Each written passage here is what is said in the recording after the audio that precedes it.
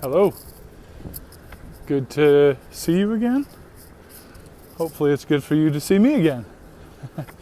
Anyway, I'm walking home for lunch and I'm listening to the Eugene Peterson biography, and I'm at a point where he's getting older in his life.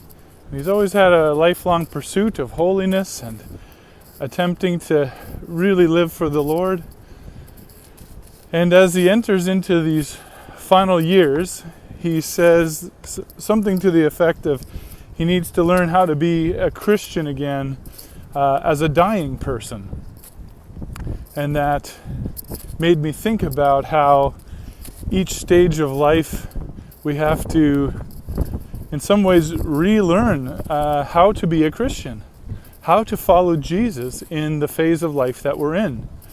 Even if we took it as each decade, let's say every 10 years, in your 30s, in your 40s, in your 50s, in your 60s, 70s, 80s, 90s, what if we really started to give that some thought? I think in some ways it might give us a little bit of grace for ourselves, that while we may have some similar struggles that have followed us for many years, or maybe we find ourselves not knowing how to live with new levels of suffering or wealth or whatever it might be. I think if we can sort of prepare ourselves mentally to say, how do I need to learn to be a Christian for this decade of my life?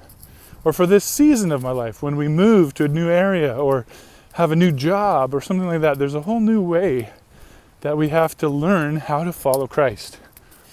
And so for me, that idea and the idea of learning how to follow Jesus as a dying person was quite profound.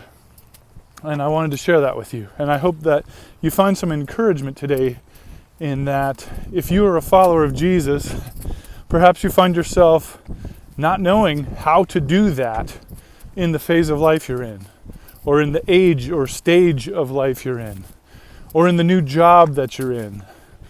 But let me just encourage you that Jesus is always followable, and may you be blessed with ears to hear the Holy Spirit and a community with which you can process and journey together. God bless you.